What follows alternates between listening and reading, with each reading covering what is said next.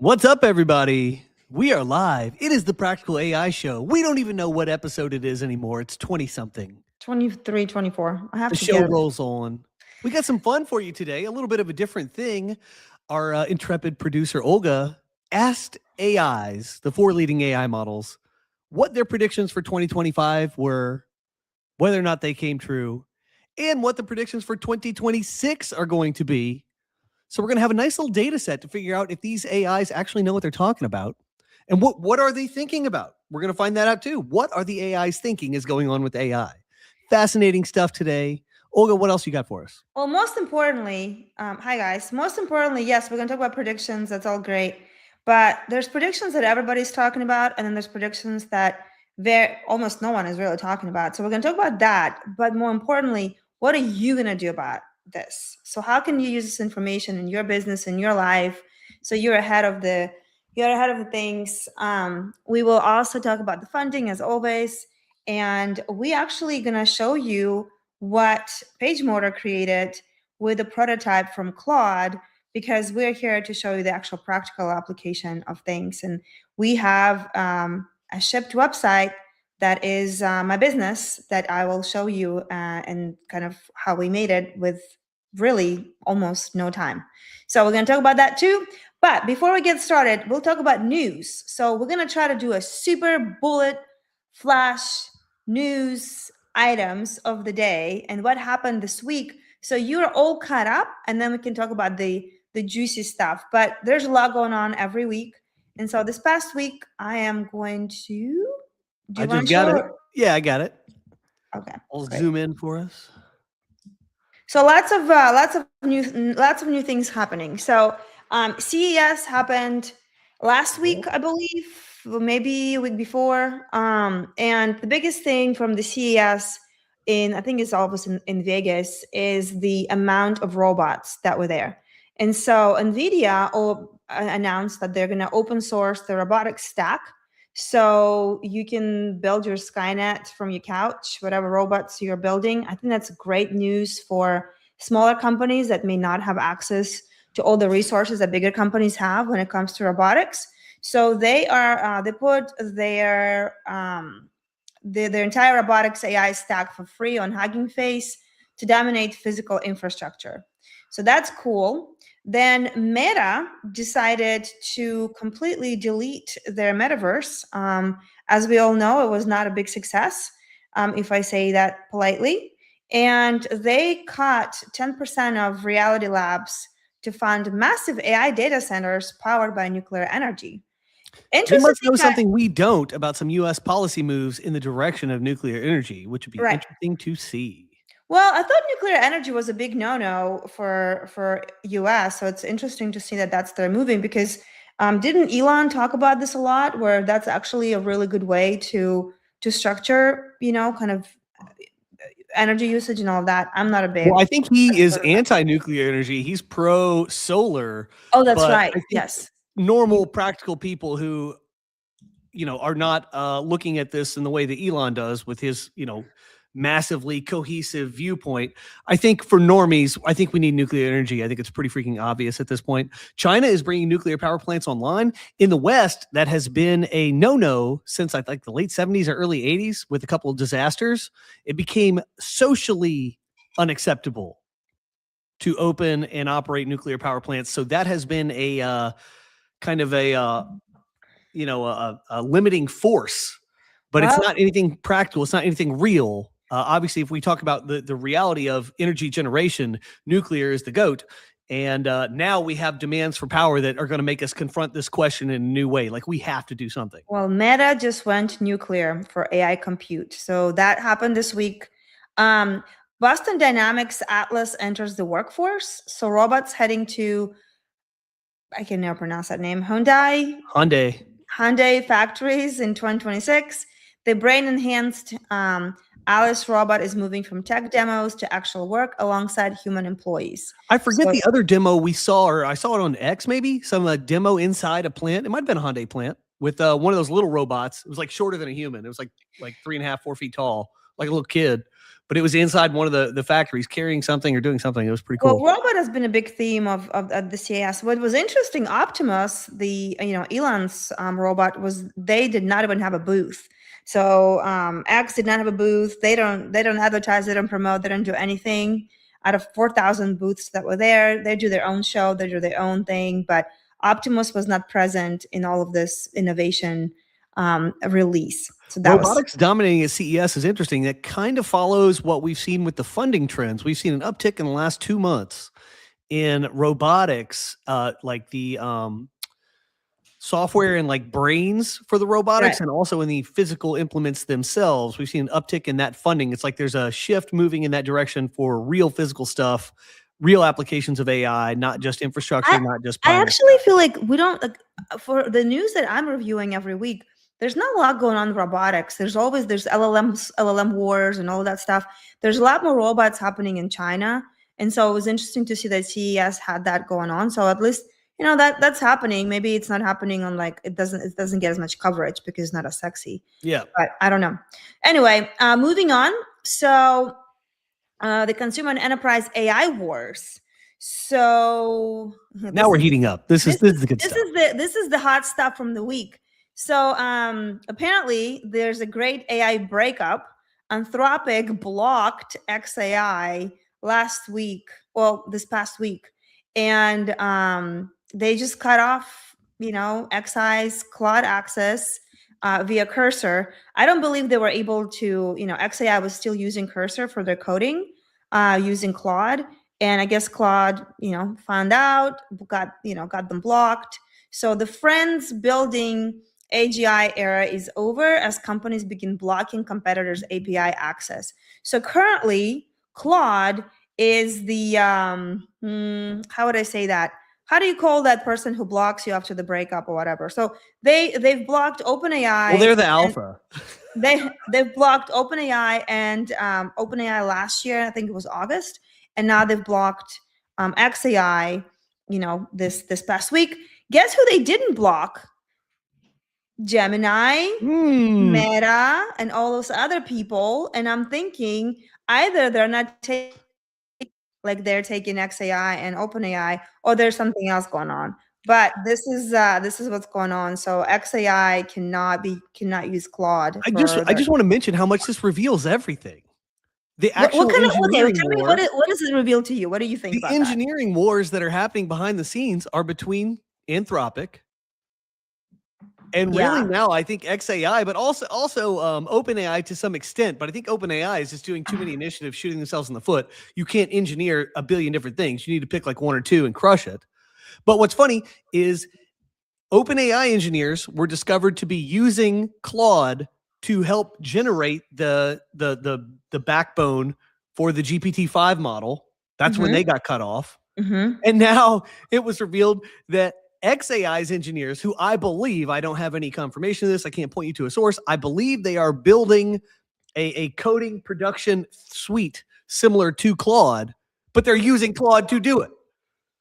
And Claude said, no, we're not letting you do that. But all these people work in the same area. They all go to the same like coffee shops and stuff. They all kind of know what each other's doing. And these are the real competitors in the arena. Gemini didn't get mentioned. I wonder what they think. I wonder if they'd be like, oh, nobody at Gemini's worth a damn. Like, nobody cares. But like, I wonder. I mean, we are about to talk about the prediction we made last week. So maybe next week, Gemini is going to get blocked. And that's when we know that the serious players are, who the serious players are. But as of right now, based on who has been blocked, the serious players are OpenAI, Anthropic, and XAI, because other LLMs are not. Well, and the revealed preference here. If you're engineering, you need to be using Claude. Yeah. No, crazy. I love it. End of story. Moving on. So what happened also this week was there's a battle for your medical records. So OpenAI released ChatGPT Health, and they target 250 million weekly users, primary targeting consumer wearable users, key advantage, massive scales. So OpenAI, basically now you can connect your Apple Watch, your other things. So it's more consumer based to the ChatGPT. It's sort of like if you already had a project with your health it's kind of like now they protected it more, and you don't have to worry about them using that data for training. You can upload your labs, you can upload your health data, and they're promising it's not going to be used for training their models and whatever. So you can actually track your health and you can learn more about that.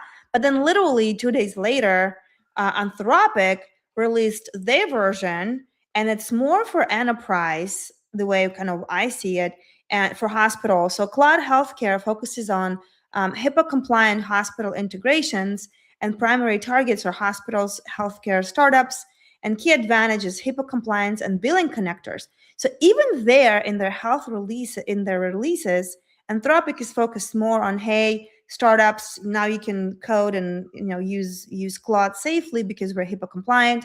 Meanwhile, OpenAI is still playing in the consumer space, and they're doing their stuff, which is not as clear cut as Anthropic. But Claude is focused, Anthropic, larger, is focused on solving technical problems. I admire how locked into that they are. They're and focused. It clearly shows by the way that others are using their products. But it's like OpenAI, while they're all over the place, and clearly that emphasis on the consumer, that focus on the consumer is interesting because their user base is their moat. So it's not surprising that that's what they're doing. But man, you gotta just respect Claude's game being so locked in. And I also see behind the scenes that engineers are moving from everywhere else to Claude. They're flocking. And as we know, medical AI funding is rising, and they need this. This is interesting. This is their first sort of like niche thing that they're releasing out there. So this it's fascinating because traversing that landscape sucks. So this is right. So if you're a startup building in that space, this is great news for you. Current limitation: they both scream everywhere. They cannot diagnose or prescribe, and I think they're just covering their ass on making sure that they're not going to get sued. I'm sure they get sued sooner or later. GPT's thing is as much of a legal framework as anything.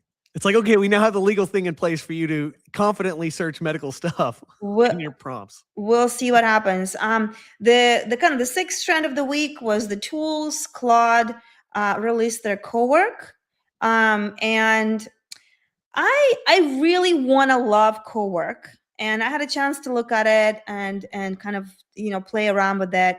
But basically, what is Cowork? Let's talk about that first. It's the desktop agent. It's like a PR headlines. They're saying that they built Cowork in a week and a half, only using Claude code. So like no humans were involved.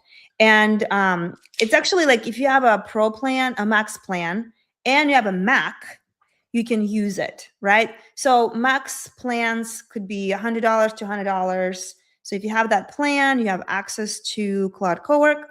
And, to me,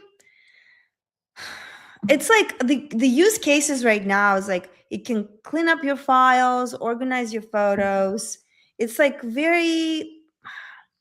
I'm like, okay, this is great. Who's using files anymore? But to me, that wasn't really a wow factor. But maybe we'll see something this week, and maybe as people continue playing with that, it wasn't as like, oh wow, this is amazing. It wasn't. So like if you've used Cowork and it actually like wowed by that, I would love to hear more.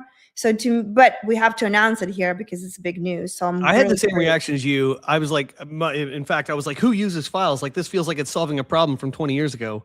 Would have been nice then. Who cares now? I think Claude is just flexing its muscle with what it can do. Because they are doing the labs. They're moving towards the lab kind of integration, like innovation within the company. So they will be releasing more of this product. So I think it's more a PR headline. They've hired for this. They've shifted some resources. They are going all in on this lab style R&D production.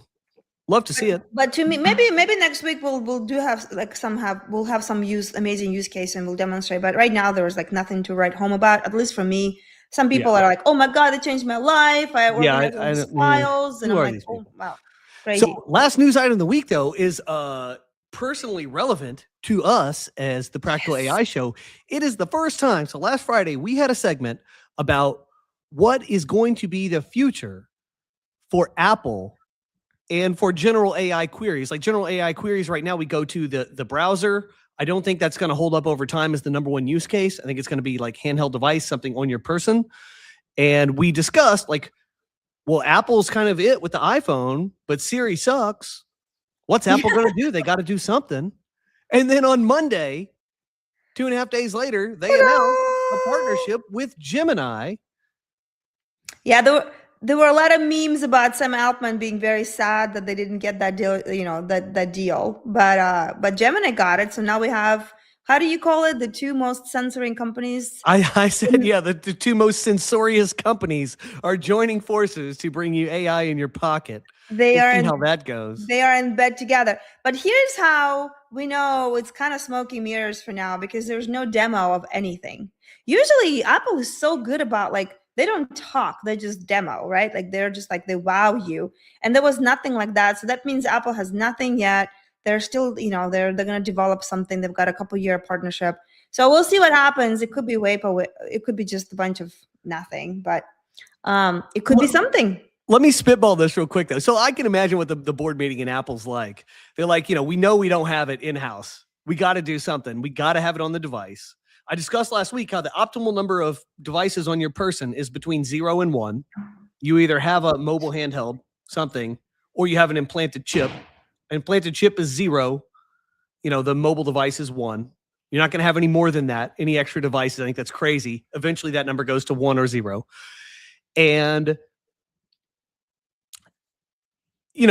Apple sees the iPhone as this essential thing that you must have. And they see also as an extension of that, like, it's productive for you. You can use this to be productive. And what does that look like for normies? I think it looks like using Google Docs and Gmail on your phone, because what else are you really going to do on your phone? I guess you can like use CapCut to produce some videos or something, but I don't think that's their audience. And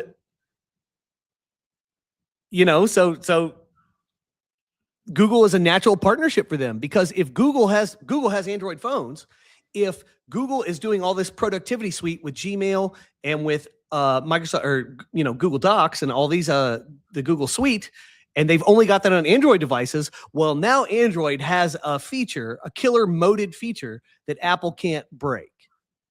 And so now there's even less reason to have an iPhone versus everything else. So this partnership seems like a save your butt sort of move. It's so boring to me. But what I think this actually does is it actually kind of sucks for both Apple and Google, because now this says your AI on both your devices is going to be hamstrung to Gemini and is going to be limited by whatever Gemini is capable of. And the bet is that Gmail and the Google Docs integration, whatever, Google Suite, is enough to keep people out. But the future comes fast and in ways you can't always predict. Right. And the only company that's poised to actually make a dent in the mobile handheld market now is, well, I'll say there's two. I'll be fair. OpenAI is trying to do it with their upcoming earbud device. Right. Is that going to be a winner? I'm very skeptical, but I could be wrong. And then XAI is the other one. I'm betting on X. Real-time data with Grok. Elon has floated the idea about having a handheld device. He's already suggested that they're doing quantum chips that are going to fit in mobile devices within the next couple of years, which means inference on your phone. And that could be the Apple killer and also the Android killer. And it hinges on whether or not Gemini is good enough to keep you out.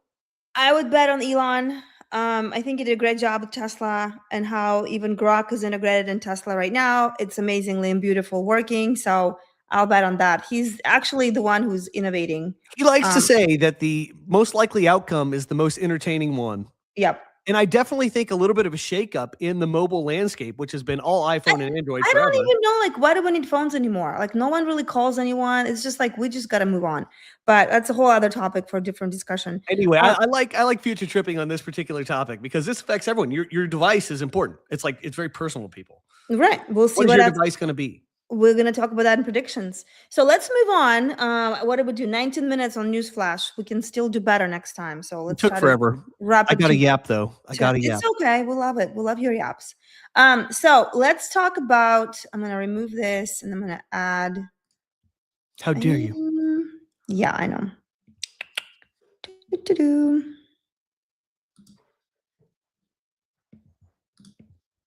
Okay.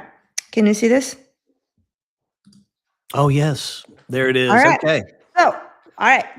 Drum roll, please. We are going to talk about today. First, here's the deal. Everyone is talking about predictions, and obviously no one has a crystal ball, But I thought before we talk about predictions for 2026, my mind likes to know, okay, what happened in 2025? There were predictions, right? So let's talk about predictions, the top 5 predictions that happened, that happened, and then like what was the result of those predictions? Like, did they actually come true? So what Chris and I, spoiler alert, Chris and I have a date night every Wednesday, and this is kind of how this show was even born. We talk about our date nights about all this kind of topics, and so we asked the AIs on Wednesday, all 4 AIs. We asked OpenAI, Grok, Gemini, and Claude, what were the top 5 predictions according to each of them and what happened. And then I used Claude to consolidate all of that. And we're going to present to you the takeaways from all of that in a very sassy way, because I want it to be fun and not boring. So what happened in 2025? The year it got weird. Status hype detoxed. There was a lot of hype about AI.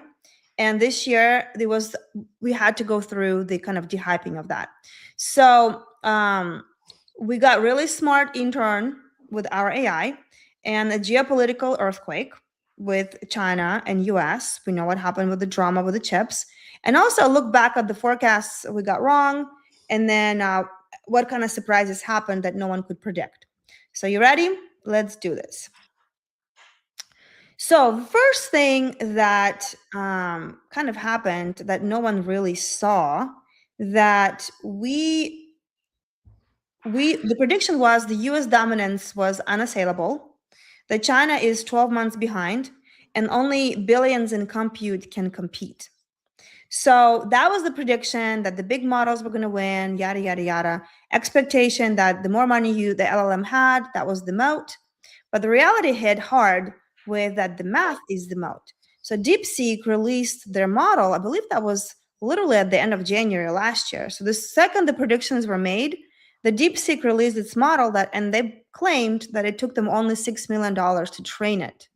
So Nvidia's valuation got like knocked down by like 600 billion or something. And look at this physics. Look at this Nvidia, huge company, has a lot of hands and all kinds of different AI companies. And then this little tiny, company, DeepSeek, came out of nowhere, swooped in, and ta-da, this is what happened. So the plot twist was like, we talked about that. And the lesson here is that you don't need infinite money. You just need better optimization. And that became the theme throughout the year. China continues to focus on open models. And US, there's a lot of, X just raised $20 billion a couple of weeks ago. Yep. So our US companies, LLM companies, they're still, trying to prove that big LLMs is kind of where it's at. So anyway, that was the first prediction. Well, there's a subplot here with this same thing. So Nvidia, the whole outlook on that sort of hinges on this idea that everyone's going to keep operating the way that they have been. A lot of these companies that were becoming big, Cursor, et cetera, were wrappers around the big LLMs, and their biggest problem, their biggest pricing problem, margin problem, is compute, runaway compute costs. Well, what do you think they're going to do? They're going to seek to reduce that in any way possible. First thing they do is run to an open source Chinese model that's like fractionally as expensive, and the conditions change. And so whatever previous market conditions were based on that reality, well, that reality has shifted. So now the market, and even companies like Cursor decided to move to Chinese open LLMs, open models, and cleanse them and all of that stuff, and that's going to continue being the trend. But so that was the prediction. It did not, like, the whatever works in the real world really doesn't work in the AI world. Yeah, that gap did not get wider. Because the rules are different. So that was the first thing. Let's move on.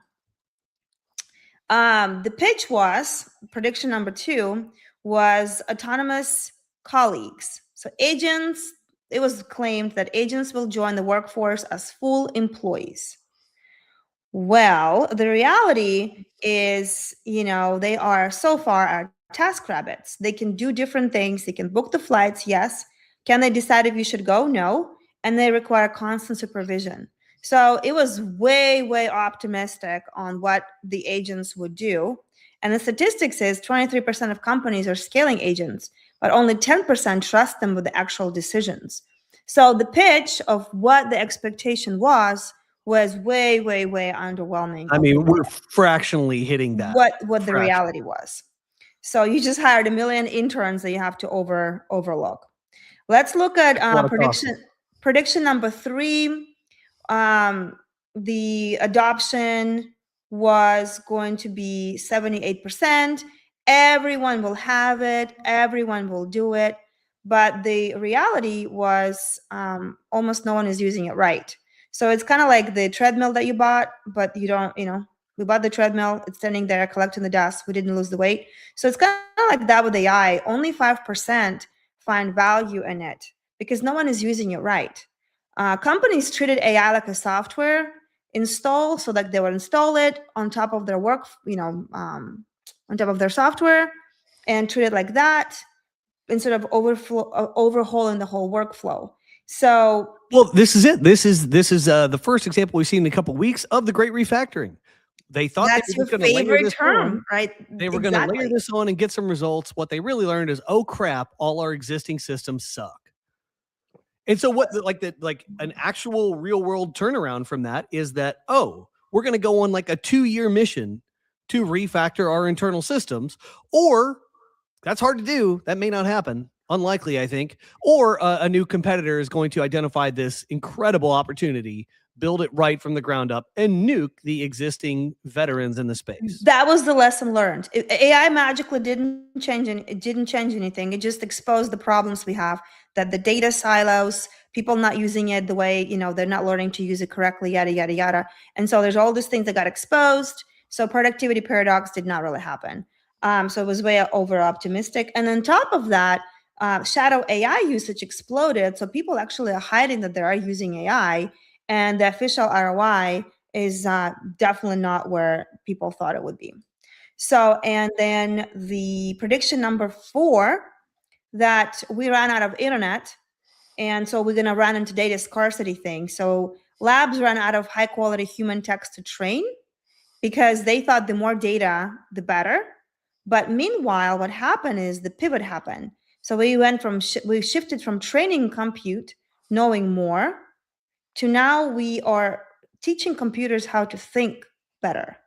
So we didn't get AGI, we got reasoning models that show their work. So it's less sci-fi magic, more really good calculator. So like there's no more data really to train the model. So now we have to figure out how to make them actually think. So data was never really the answer. So what do you think about that? Well, I just think it's so funny to me. This is so primitive. When we talk about things like AGI, which we'll bring up later in the show as well, step 1 is just consuming all the data. That doesn't mean anything. That doesn't make you capable of creativity, associative thinking, anything. It just means that you can pull a keyword from this part of your data set and that part of your data set and maybe examine the results to see if there's any similarities at all. But data is the most basic and elementary level of training for these models. I love that we've shifted to reasoning. I think there was a bit of a kick in the butt from some of these other upstart models, when DeepSeek came out, it exposed the holes, in particular in GPT's model at the time, where it wasn't doing reasoning in a very good way. So they shifted, all these models seem to have shifted focus in first 2 quarters of 2025 to reasoning and going a little bit deeper. And in my personal usage, I felt like I really saw that and actually really started to enjoy working with all the different models in ways that I had not prior to that. To me, It was not good until it got away from the data. Yep. The data stinks. There's all these, half the data is Reddit. We really going to think that's going to be very good? Nope. All right. And things that nobody forecasted. So obviously people talked about efficiency gains and faster coding, all of that stuff. But what nobody really talked about, the shadow AI, right? So employees are hiding that they're using it. I don't understand why they're hiding it. Why would you not want to reveal that?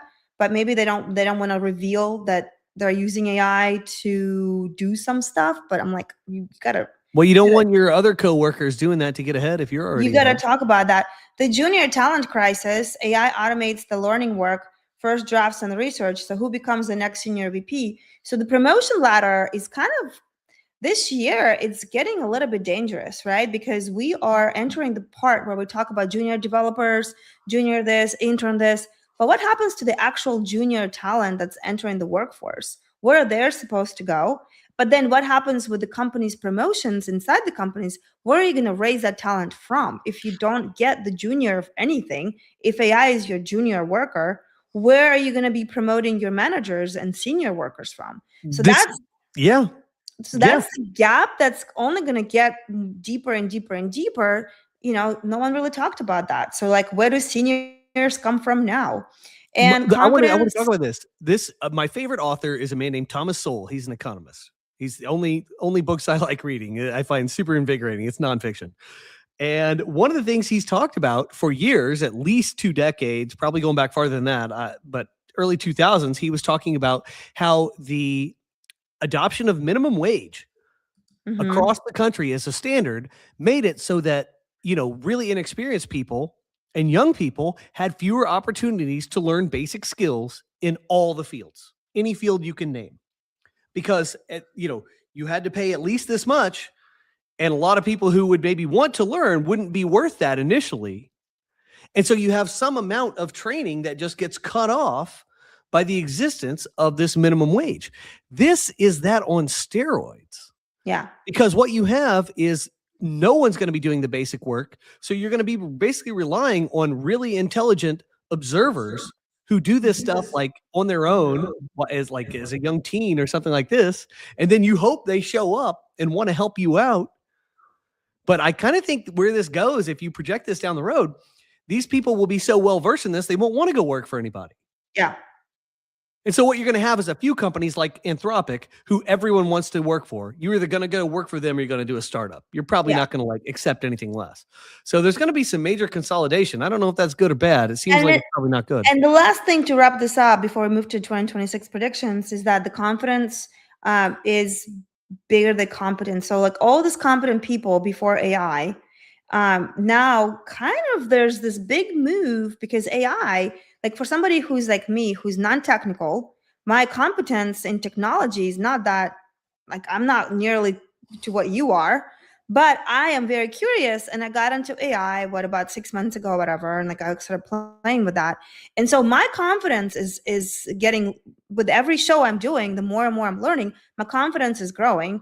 I'm not an introvert, but those who are introverts, non-native speakers, anybody who is not like confident, like who weren't the biggest star of the show, whatever. Now the playing field is kind of evening out because I can ask AI to explain anything to me and I can understand it in the way that makes sense to me and I can communicate or whatever, talk about that. And so the introverts is the same, like people who don't like tooting their own horn, but they can build, like who's that guy that build runway AI? Yeah.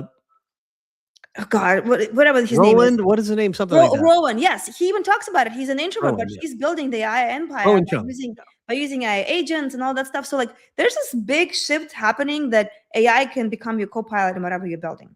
So on that note, let's move on to predictions of 2026. So now that you understand that 2025 was a big hype year, and we know there's a lot of money that was raised, that probably most of it will go nowhere. There's a lot of hype about how it's going to replace all these workers. There's also a lot of hype about how, all these agents are going to run everything.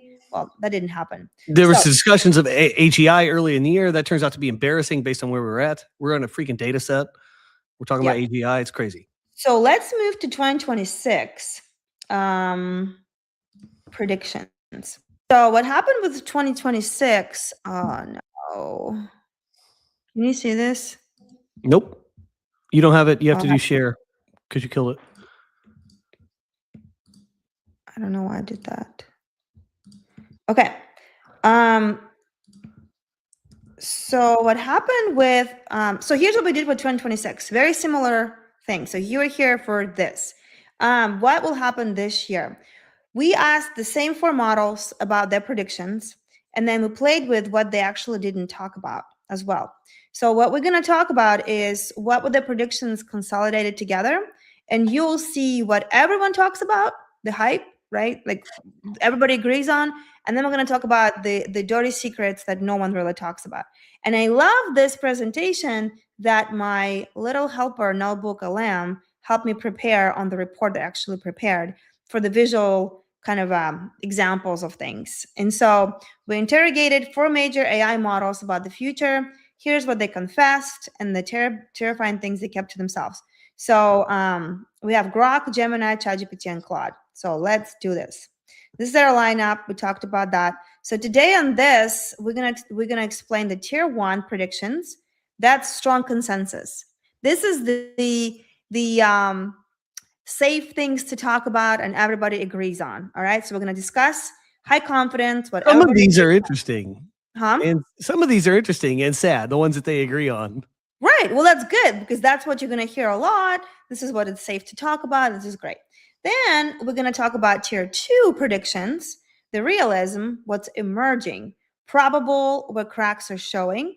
Then we're going to talk about tier 3, the wild cards, hallucinations, lone wolf theories. We're going to put our tin hats on or whatever and talk about that. And then the tier 4, it's the cover up blind spots, the sound of silence, what no one really predicted. So we're going to talk about all of that. And I'm super pumped about this. The experiment, we stripped away the polite phrasing to find the signal, and we are we're going to go away from PR hype to sort of reality. One consensus, what everyone agreed on, all 4 AIs, the scripted future. So this is what kind of kept coming up over and over and over. Do you want to talk about that, or shall I go into it? Yeah, no, I'll rip through it. So all 4 models pretty much agree that continuing shift to agentic AI, a big focus on that this year on developing. So they didn't specify whether or not it would be like startups developing agents that people will then deploy, or if it's going to be the big models themselves, like ChatGPT coming out with a bunch of new agents for you to use. That wasn't clear, but bottom line, a shift towards really nailing these agentic applications where you go from prompt to some usable real world result and automating like processes and flows within existing businesses. And optimists see total automation and realists see mercenary helpers. I'm actually becoming more of a realist. I understand that the more nichified AI loves very specific tasks. Like I've created a million already skills for Claude to run all kinds of different tasks because I understand the more specific the task, the better AI is going to get. So it's like the total automation, there needs to be amazing managers managing that. But maybe what will blow this open is if Claude starts focusing on giving the community ways to share workflows to start nailing these different types of processes that are similar. There needs to be some, it needs to not just be generated by like you, Olga, doing all your workflows. Like you should be able to go pick from a marketplace, like, oh, I'm doing this. Oh, I'm doing that. Like that will really blow this open. Otherwise, there's going to be the existence of startups doing something like this, but I feel like that's sort of inefficient. But let's move on. We've got the efficiency wars with compute costs dropping over time. DeepSeek proved that you don't need billions to win, that smart algorithms can beat cash. But what's a bigger driving force is that the models, the wrapper companies like Cursor that we've already mentioned, that are using a lot of compute, they are desperate to reduce costs. And because of this, like that's going to force the market in this direction, towards open source models, towards lower compute costs, towards not being walled in to ChatGPT's rates or whatever. It's funny when you did that demo last week about whatever. Who did we look at? Was it Kling? One of the video ones. They're what was it? Free pick. Free pick. Yeah. Free picks cost for certain video things for ChatGPT was outrageous compared to the other models. Like it just shows that like you can't rely on that. Like if it's like Tiffany jewelry versus I don't know, Kendra Scott. Like they're just like they're different levels. I'm like, why would you like obviously there's gonna be market for everything, but anyway, there's a lot of pressure to move towards Kendra Scott. do you think SLMs gonna fit in here, the small language models instead of the large language models? Yes, so I think the larger trend is that we are going to get a much better sense of what kind of compute is really needed for various tasks. Mm-hmm. We're going to find out that we really don't need that much. We don't need highly specialized reasoning. We don't need a whole lot for the stuff that's most useful.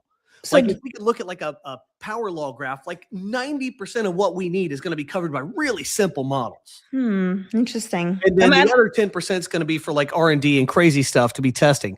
But we don't need a lot. So it's moving in the direction of efficiency. Okay, prediction number 3 that everybody agrees on is the edge boom.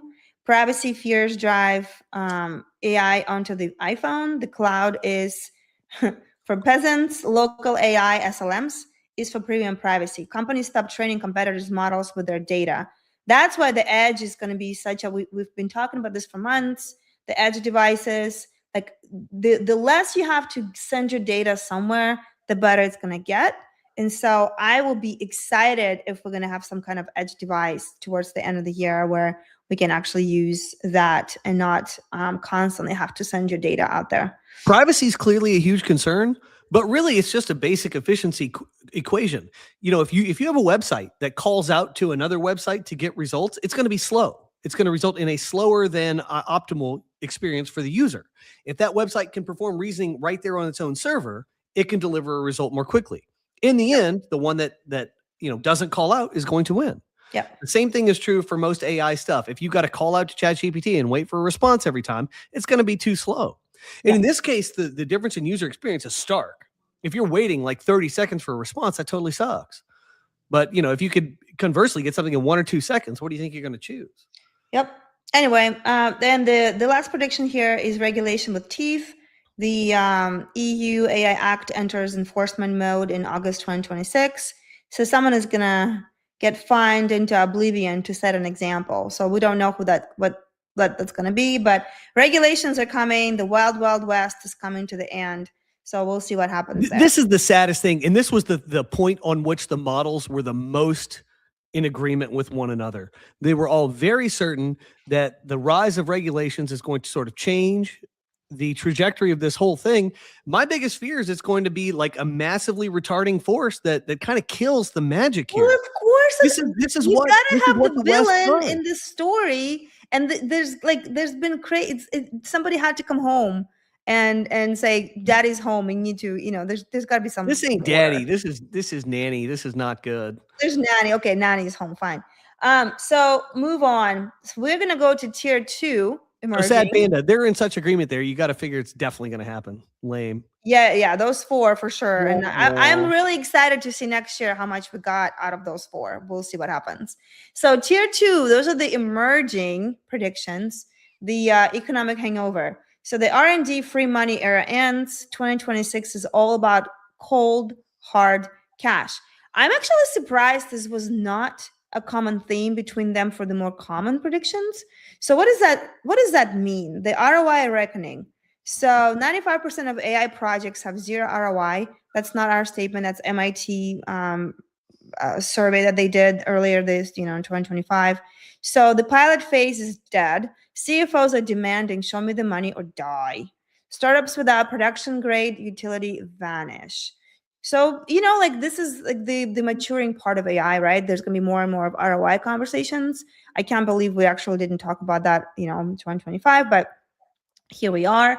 And then we also have, we've seen that export controls failed. Trump held off for a while with a chip to China. Not even a year. For Nvidia. And that didn't work out. So now China is building competitive models on domestic silicon. Well, Nvidia wanted it to be open. That's the thing. Nvidia didn't want but the whole, US did not want that. They didn't, they somehow they broke. I'm cool with it. They broke that. So the world fractures into incompatible AI systems, US versus China versus open source. China is very much open source. US is, barely, would not have been close. Well, we're playing closed source games with Anthropic cutting off everybody else. We're doing a whole lot of, this is my ball. Anthropic does know what it has, and it definitely has the goods. Relative to everybody else, if you want results with AI, I think Claude is the GOAT.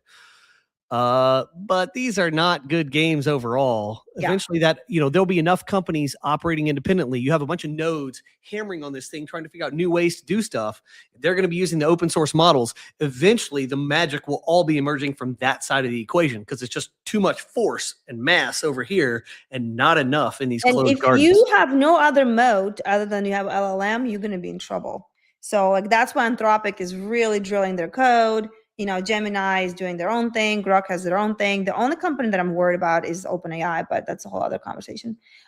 Let's move to wildcards. So wildcards 1, Gemini's death of the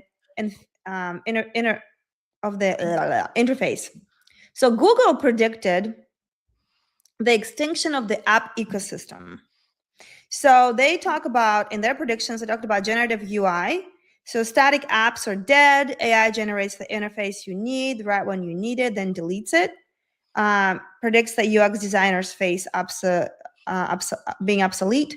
And scientific capability, AI graduates from chatting to discovering. It analyzes 10 million molecules in an hour. We see new drugs and materials that humans literally could not find. So the generative UI thing, we first talked about that in September or October of last year.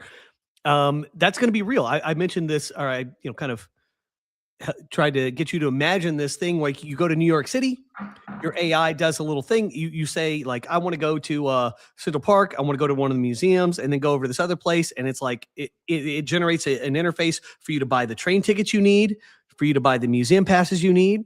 It tells you where to go. It maybe even arranges ride share because you're going to need that between steps 2 and 3 of your journey. That type of thing, that's all generated on the fly. That is coming. I think that's further off than we'd like to believe, but I do think that that's eventually probably going to be the case for a lot of usage. And on top of that, it's interesting that Gemini is in bed with Apple now because they're predicting the death of apps. So I'm very curious to see how that's going to work out. But I don't know if this is going to happen this year, but it's a wild card. Who knows? No way. No way. Knows? But we're going to see some progress. Yeah. Wild cards 2, killing SaaS and entering the home. So ChatGPT and Grok go rogue with predictions that threaten the status quo. So this is what ChatGPT and Grok predicted as wild cards. Outcome as a service. ChatGPT proposed that. So RIP SaaS, you don't pay for software, you pay for the result. Close my books.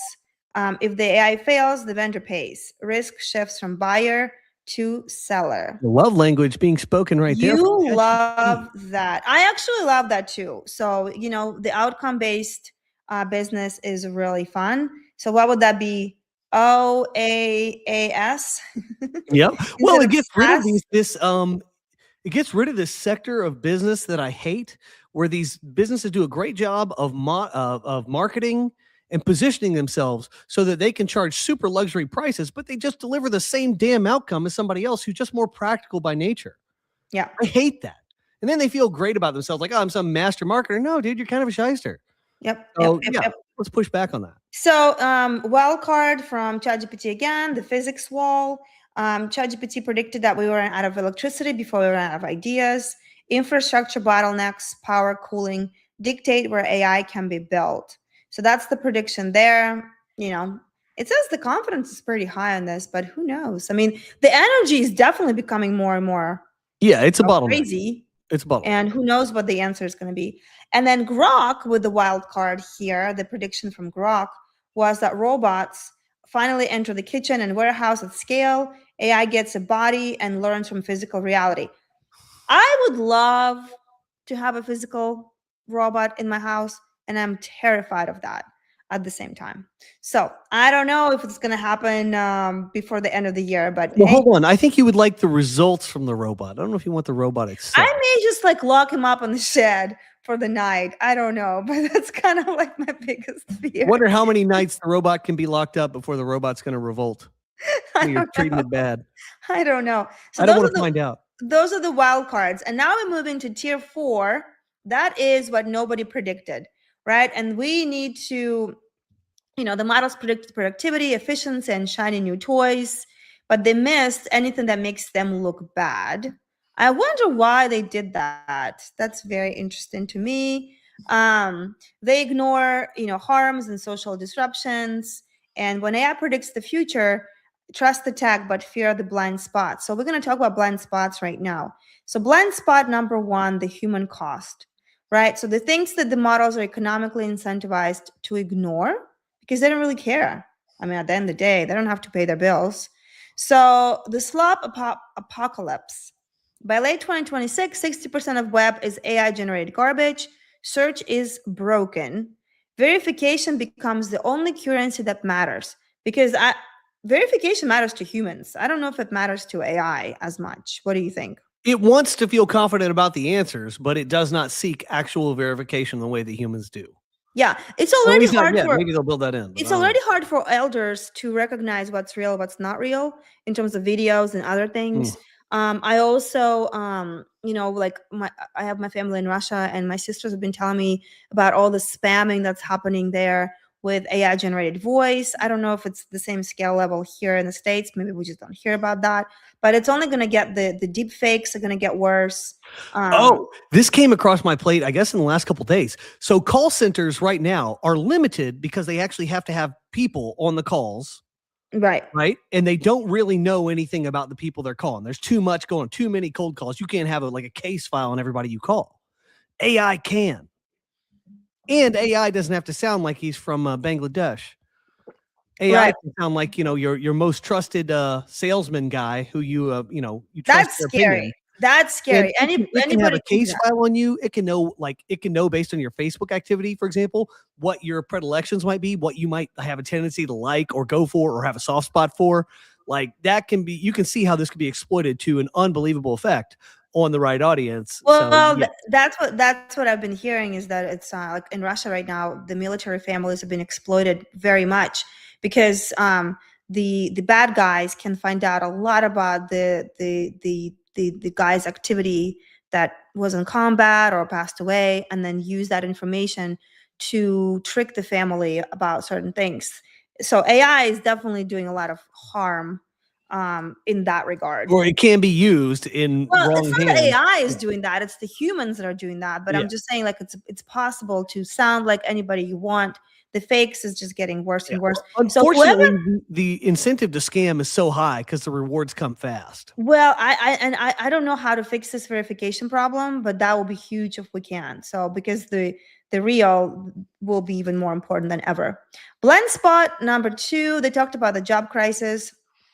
The blind spot over there. The first major layoffs, explicitly blamed on AI. College work, support, junior dev content evaporates. The corporate ladder loses its bottom rungs. So we sort of mentioned that in the 2025 part because we're so excited to have junior developers and this and this and this and this. But now, we were talking to one of our friends' sons who's graduating from college this past weekend, and their jobs prospects are very different. So what are those people going to do? What are these college graduates are going to be doing? How are they going to be getting the jobs? What's going to happen? I'm very uneasy about that because I think this excitement with junior workers, what are we actually going to do with junior workers? I don't know. Elon says that people aren't going to have jobs. And I tend to agree with that directionally, but the problem is he never spells out a vision for what their life, what would the life of one of these people who doesn't have a job, what would that actually look like? That's the story I need to see. I think it's cute that he says that and it's provocative, but until you spell out that vision and show people what it could be, it's just not it. So I can't spell that out. I've kind of explained how I think there's going to be a cost per action associated with everything. And that a lot of the activities you undertake now that are zero value activities actually will have some small transactional value. And somehow on net, those will wash out for anyone who actually just goes and does stuff with their life. That's as far as I can get into that vision. So I think somehow that'll work, but I can't tell you exactly the details. Well, right. I mean, if the corporate doesn't have the ground to promote from, what are we going to do? How are we going to groom the talent? That's the question of the day that I kind of sit with, right? So it's what is going to happen to those guys, to those. I think we're going to end up with about 10% of people who actually do any meaningful work. And the rest just create data. We'll see again, the layoffs are terrible. I agree. But also I think the the college graduates, that's another category of like what's going to happen to them. I don't know. Election disaster was another blind spot that was in that tier 4. The 2026 midterms are the first AI native election. Deep fakes are everywhere. Seeing is believing dies permanently.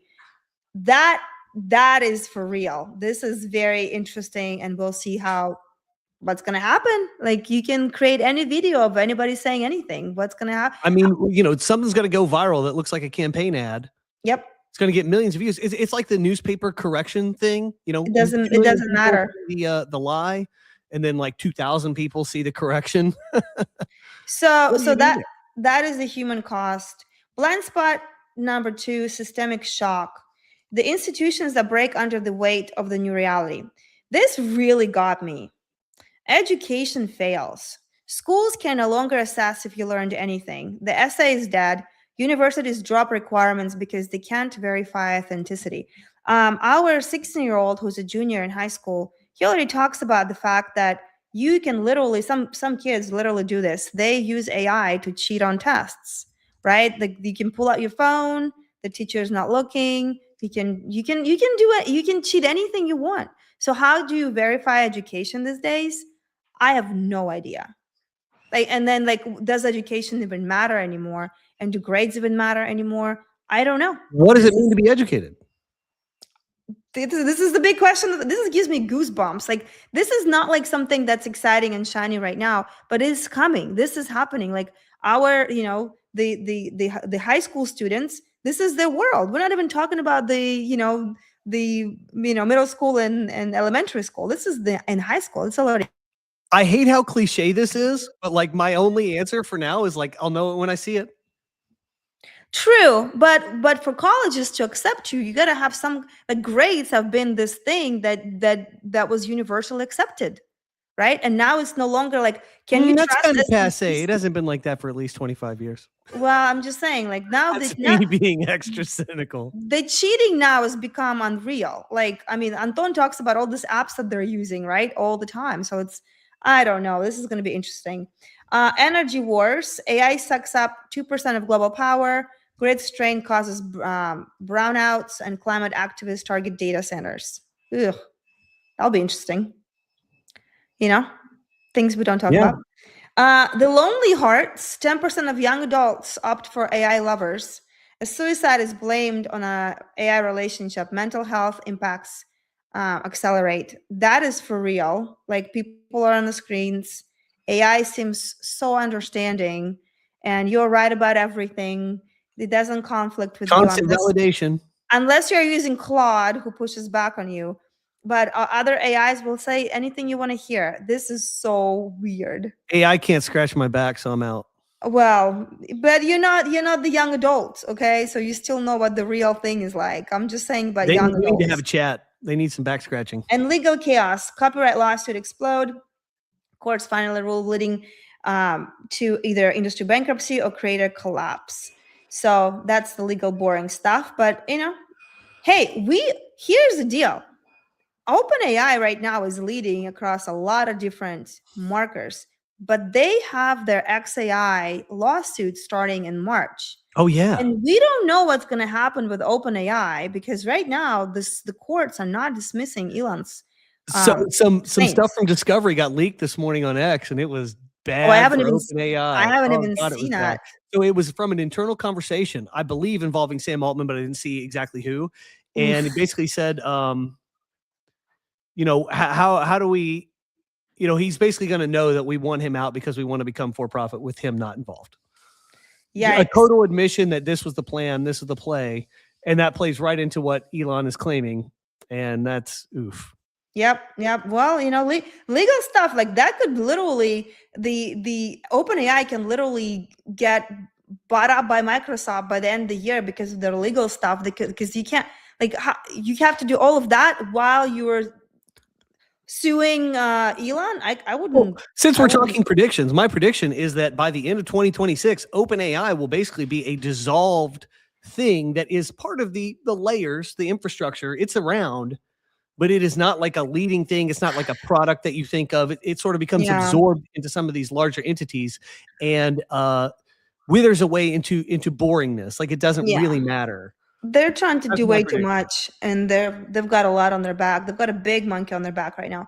What other predictions can you think of that we didn't talk Well, about? I And want to maybe make that point that you made. This is you. You get the credit here.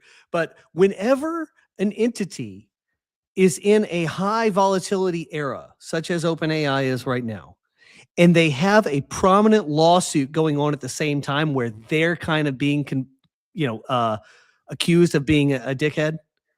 Whenever that happens, those companies are toast. I can't think of any counterexamples really. Like ultimately they're toast, like culturally, like they lose their relevance and it's just a downhill slide from there. There is no recovery. yeah, This even happened to me. a I long time know, ago. I know. You got So canceled before it was even popular to be canceled. my I mean, timing is awful. and this is happening with WordPress right now with their legal, lawsuits and all that stuff. There's just like the distractions distract you from your vision, and this is what's going on right now. So, All right, new slide. let's so unless you have any other predictions, how would you rate the what do you think about this? And we'd love to hear from you guys, whoever is watching this. Any predictions that you heard of that we did not talk about, would love to hear them. Like bring them up. Like I love all the talk. I haven't even read the chat, what's going on in the chat right now, but I'd love to hear what you are hearing that we have not talked about. But this will be very interesting. I loved getting the dirty predictions because that is that's the dirty secrets and the dirty things about the AI that the AI wouldn't want to talk about. Anyway, so if you have any, share away. So move on. We share the predictions. Now let's talk about what you can do with those predictions to be ahead of the curve, because I wouldn't just want to talk about theory without some practice. All right. Let me pull up my. You got more slides for this? You've got a slide for everything. Well, I just Oh love yeah, this is good. my. A couple of these are great. A couple of these are great. Yeah. So we're not going to go over everything, but basically, like we just reviewed the 19 predictions. That was the easy part. What will you Good. do now? Yeah, do the next one. The next one's good. So here's what you can do. There's 5 things that want to kill your product. So if you're building with AI and you just heard these predictions, here's what I recommend you do. See, where are you selling to? Are you selling to enterprise? Are you selling to consumers? Or are you doing any kind of training? Because you've got the different bottlenecks this year to overcome, right? The enterprise, we talked about this, they're going to care about regulation and they're going to care about ROI. So if you're selling to enterprise, you got to make sure you've got this addressed.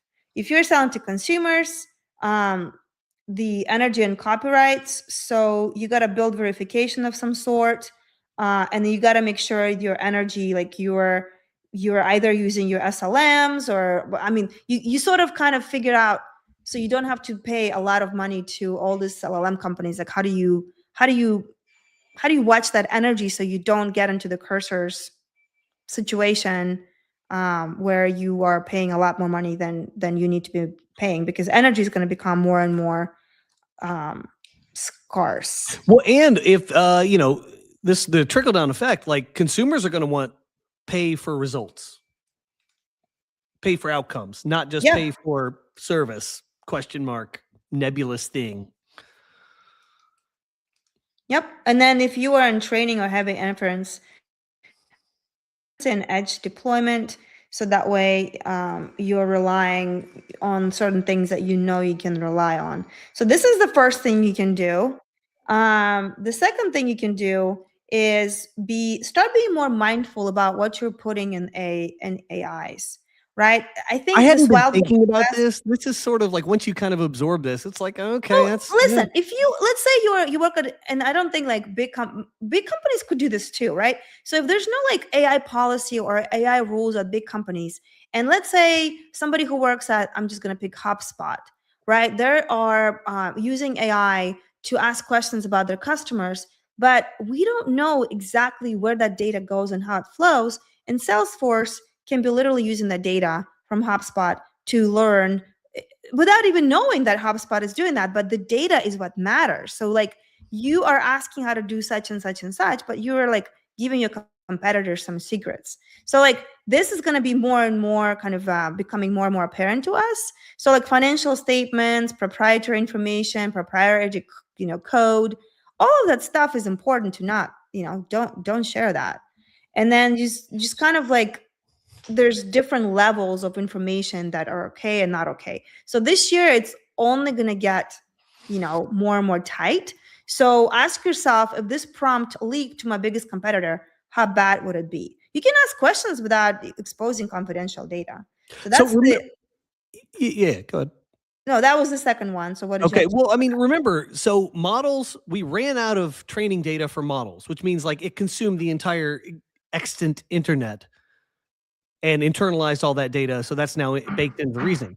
What data, but it still wants more data if it can get it. More data would be nice. What is the data? That's all the stuff we generate now. A lot of the data of the future, possibly a majority, is generated through prompts. So that is what we need to be aware of. Hey, I'm prompting this, but this is actually becoming part of the new data set. Also, the generative results from your prompts also become part of the data set.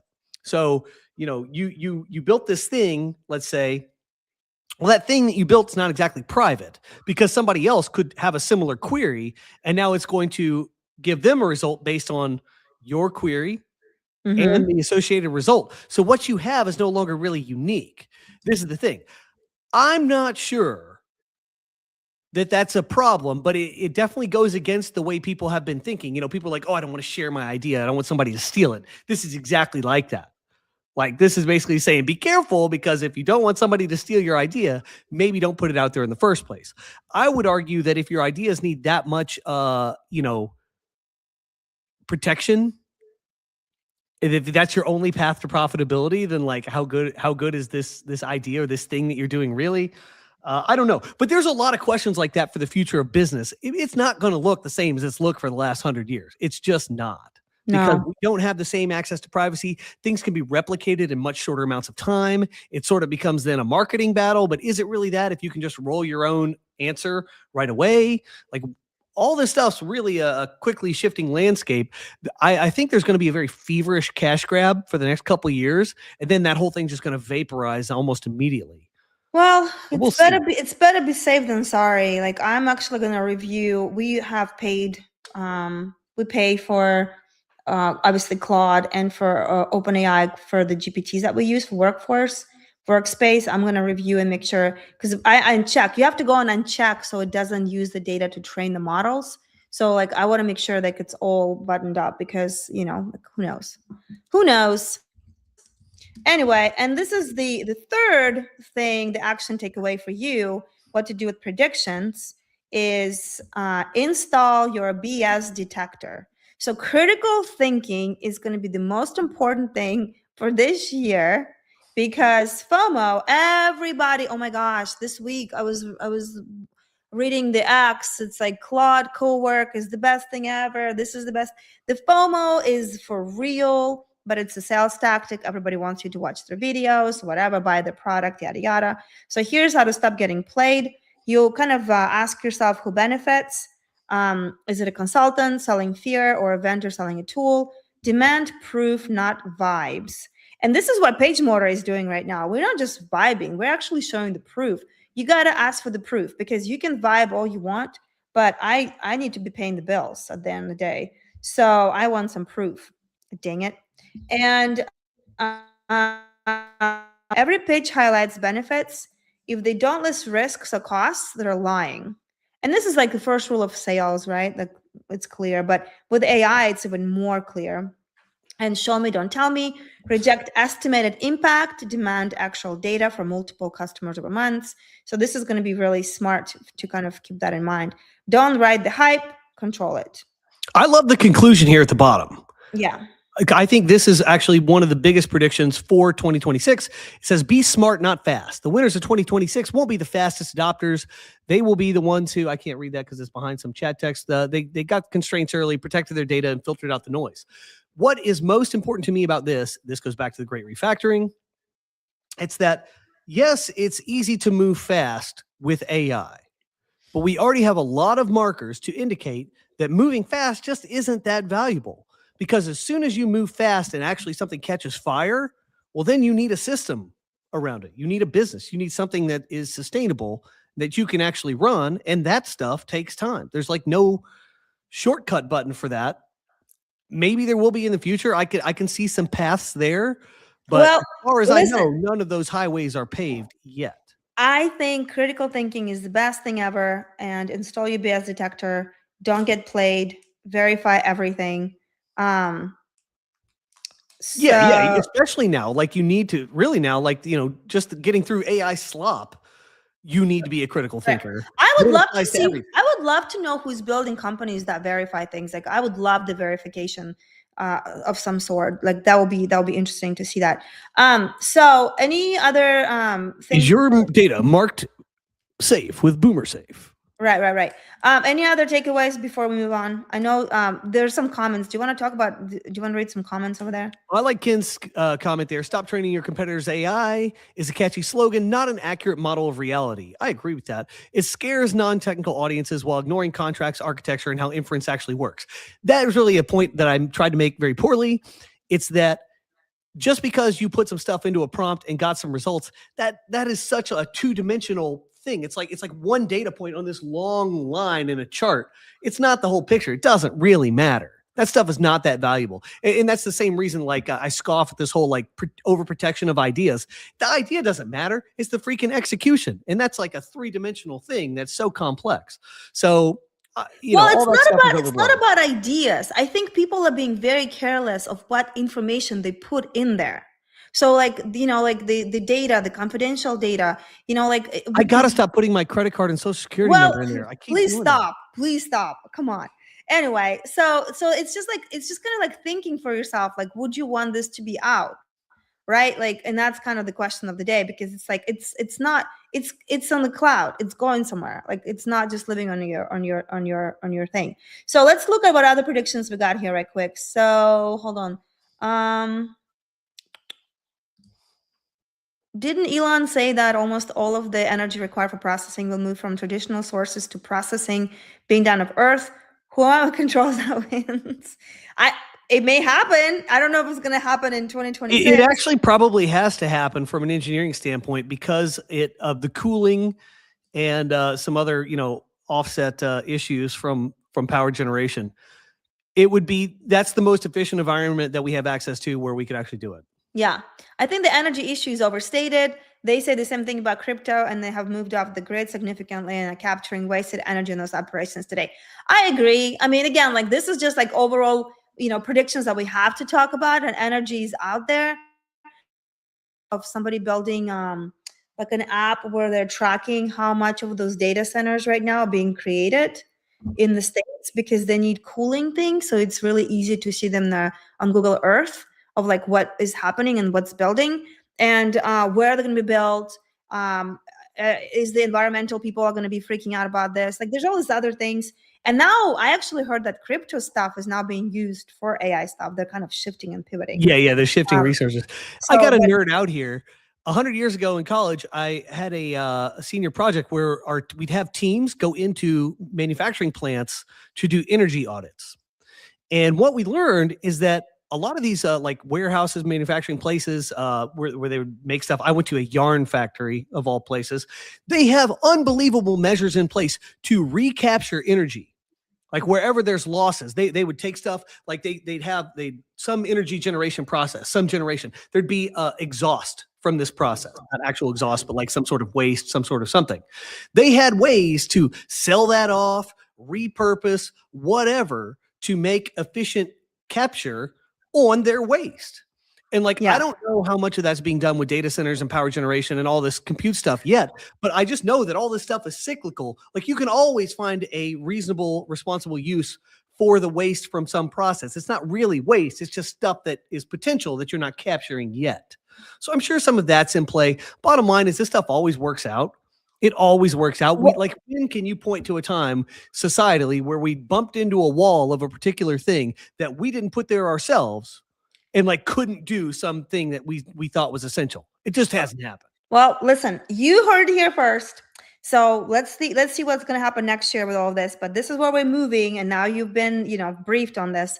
So we're actually going to show you the real example of prototype being turned into the shipped product at the end. But do you want to do the funding first or the demo first? Well, let me do a rant real quick about AGI. Yeah.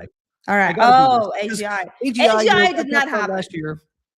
What is AGI? So it's artificial general intelligence. It's this idea that AI can effectively function like as a sentient, autonomous human, make reasoning decisions, do stuff like that, and like kind of create its own outcomes by virtue of like, here's the data, I'm going to make some decisions, try some things. Oh, here we go, we're doing new stuff. That's AGI. The thinking in the industry has been that they could continue to make these models better, build a bigger, more interconnected data center, and somehow emerge with AGI. And I am saying it's not going to work that way. This whole, that particular approach, that outlook on it is wrong. Here's how it's actually going to work. It's going to work so you have these models that can reason. You give it a prompt, it can generate some data in response to that prompt. That data then needs to go somewhere. Maybe to another reasoning model, maybe to a thing that is industry or process specific. So like for a website, for example, PageMotor is that for websites. The AI generates some data. It sends this data to this thing that makes websites and content and all this other stuff. And then this thing can perform some reasoning and say, oh, okay, here's some output for you to use or for you to access. Okay. And imagine this happening across all industries, in all activities, all processes. And then you've got this massive network. A lot of things are performing reasoning and inference. Other things are putting data into action. But the thing that does the inference can't put the data into action in every sector of society and all the things that we do. It's just a reasoning engine. It's not a do everything engine. That's a totally different engineering challenge. But you achieve the do everything aspect by engineering all those other nodes. The reasoning models talk to these things perform the industry specific actions, node specific actions that need to occur. And then they can send data out back to reasoning models or to production or whatever. But it's this network of nodes. And if you think about the way the brain works, it's exactly the same way. A new connection is formed. Now we've got a new pathway here. This new thing that you learned, you use to do something. Oh, I know how to throw a baseball now. Oh, I know how to code. I know how to, do this, do that. There are new nodes and there's crosstalk now between channels where there wasn't any before. That whole interconnected network is your brain. That is sentience. This is what how this actually works. So AGI is not going to be a thing that's specific to a model. It's going to be a thing that we all build together. It's going to be the sum of all these reasoning models and all the crap that we have built to use data that comes into and out of them. So AGI is an emergent network effect. It is not a thing that OpenAI is going to build. Anyway, and that's accomplish. Yeah, exactly. Accomplish at some point. I love it. This is great. I understood half of it, but maybe. All right, let's do funding real quick because Claude was absolutely zipping on that, and that'll segue into the next. Yeah. Okay, so do you want to pull it up? I'll do it. Let me share screen. Am I sharing screen? Add stage, and we'll share this tab instead. Look at this, Claude just ripping on this design. You love to see it. Yes, I love Claude. Anyway, so AI this week, they captured 70%, AI companies captured 70% of all venture capital, and robotics and infrastructure companies leading a historic dollar surge. So 6.1 billion was raised with AI companies, 94 AI companies got funded, 18 mega deals. I just want to point out, every week it's like 49%. It's crazy. It's crazy. How does that work? It's still hype. It's overhyping it. Well, I actually like that we're doing this. Like, I'm really curious when it's gonna start getting like I wonder when it's gonna stop being this way. I don't know. And it's interesting, if I look at it like 2 years ago, what would that funding look like? Probably crypto. I don't know. Yep, so keep going. So United States is a winner with over $4 billion. You can see my cute little orange color of how much is US, how much is Europe, China, is still number 3, kind of over there. Middle East got some funding. It's an interesting company. We'll talk about that in a second. And then if you can scroll up more. All right, watch this on the scroll. Watch what happens to the chart versus the things on the left that refer to the chart. Ready? Here we go. Oh my goodness. What? Claude, are you serious? What? It's got an internal scroll for this thing to keep the chart visible while all the information is scrolling. And then once you get past this, it continues to go. This is an HTML canvas element. This is super nerdy, but I just love how this is presented. It's like a usable format. This is crazy. Claude. It's amazing. I love Claude. Anyway, top 5 companies that raise money. Why don't you talk about them? All right, we got Skilled AI. They're teaching robots to see, think, and work like humans in warehouses, factories, and homes. But this is, again, another big investment into actual in-use robotics, not just in like the production of the robots in Boston Dynamics laboratories. It's actually, rubber meets the road kind of thing. That means we're getting closer. We got Etched.ai. They're building specialized chips that run AI models 10x faster than general purpose contractors. I think this is an edge thing. It's a pre-edge play. That's just my take on that. We got Parloa replacing customer service humans with AI agents. It doesn't take a genius to see why that would be very attractive. Right. And then you got Rain making payments instant and cheaper by moving money on blockchain instead of traditional banks. We saw another one like this not that long ago. I don't remember what it was. I thought it was in Europe, though, Swedish or something. But expect to see more of that. But I still need to see the actual dynamics. I think they convert to stablecoin and then back. It's like a multi conversion process. Not sure how that's instant, but probably a lot to capture there because we've seen a lot of investment dollars go in that direction. And then we've got Mall. Listen to this. They're creating modern Islamic banking that's fast, mobile first, and compliant with Sharia law. So you can't charge interest under Sharia law. So I'm thinking I need to switch to an Islamic bank right away. But, interesting there about that app and the differences. All right. Well, talk about the trends. What do you this week? Obviously, robotics popping more and more every week. We've seen that for the last 6 months. That's crazy. Mega deals, there's capital concentration. That's not surprising. As the game gets played, all the participants in the game want to concentrate their cash in what they think the big wins are going to be. I don't think VC stuff and those trends are actually that helpful for identifying emergence.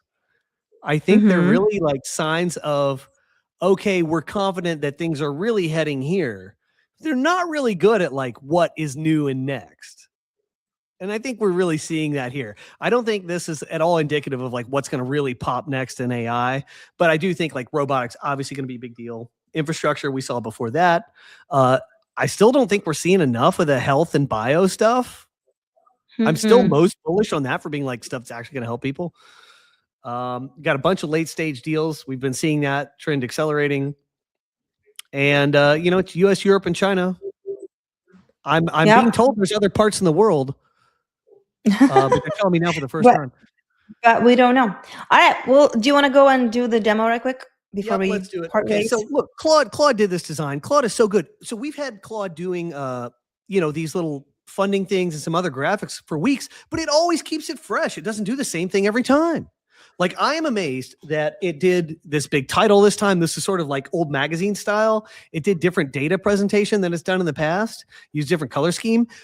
When I ran stuff with Gemini, which got hyped on Greg Eisenberg's show, we did a whole breakdown on that in a demo. If you run other stuff through that prompt, it's one trick pony. It's basically remixing the same elements for whatever you gave it. It is not that impressive. And the markup stinks if you actually get into the back end and see how it's all put together. Claude, though, seems to have like a designer's mindset. Like, it wants to keep it fresh all the time, different color schemes, different like data schema. Using this canvas element, and then like based on the way this is presented, this presentation style makes sense. Like, it seems to almost have some reasoning capabilities with design. That blows me away. It's also got like a good sense of space. It doesn't do high density stuff. It seems I still need to improve the font size though. I gotta reprogram. You can just say use like size 18 or 20 as a minimum. I use a skill for this. So basically, like I got to the point where most of the stuff for the show I use skills in Claude, so that way it's more consistent and I don't have to prompt it all the time. I just run it and just say, do the magic, and it does it, which is, it's, you know what I'm seeing? So I love that you have Claude, like, talking about all the needy, lovely things that the Claude does. But to me, here's what I'm seeing across all the AI companies that really delight me. They have the wow factor. Like there's the wow factor, like every time and the better the AI product, the more wow factor there is for the consumer. And this is, to me, Claude wows me every time, even though I've done this funding a million times. Like, I'm like, oh my God, this looks so pretty. Like there's no way I would do this. Or Notebook LM coming up with all their different ideas. I always like, now I'm learning how to prompt it even better to give me better outputs. So anyway, I'm just, they delight me. So we've kind of gone down this highway before. I've showed you some of this stuff. I'm going to do it again real quick because I don't want to beat a dead horse here. But Olga has a recruiting company that had a website, and here's the old website from Wayback Machine. Let me add to stage. A very simple website. It's got a couple pages in it. It just introduces the business, gives people some options based on what they want to do with her, some links to some other helpful content that like steers people in the right direction. But it doesn't look super professional. It doesn't look like a cohesive business. It's like a brochure, right? Yeah. Like you can't really tell the style or a substance of her business from this. You can just kind of see what she does. It gets the job done, but it doesn't have that extra factor that people are looking for in design. It certainly doesn't have like the mood that Claude just gave us, even on the funding report, right? It's delightful focus side. That I agree. It was so here's what I loved my site before. I was able to get in, edit whatever I wanted, add whatever pages I wanted, and do whatever I needed to without asking any kind of developer to help me with that. That was great and awesome. And I wasn't even going to change the site because you know what? Every time I think about changing my website, I think, oh my gosh, I have to write a copy. I have to think what works. I have to figure out what doesn't work. I want to know what I'm going to say. All those things, and automatically it's a buzzkill because I'm like, I have a business to run, and most of my business is like referrals based. So like people come and read stuff, but it's not like a lead generation site for me. Enter Claude. So I think I was doing some kind of demonstration or something for Gemini 3. I forgot what it was, but it was like earlier in December. I wanted to do comparisons between Gemini and Claude, Opus 4.5. And so I kind of like, you know what, let's just use revenue hire. What do I have to lose? I'm just going to use the site as my, as something to play with. Okay. I was like, what, the worst case scenario, I'm going to find out some ideas. And this is when I went in, and I think I'm just going to share my. Yeah, you have to. I'm doing it, but it's not going full screen. It's annoying. Yeah. So,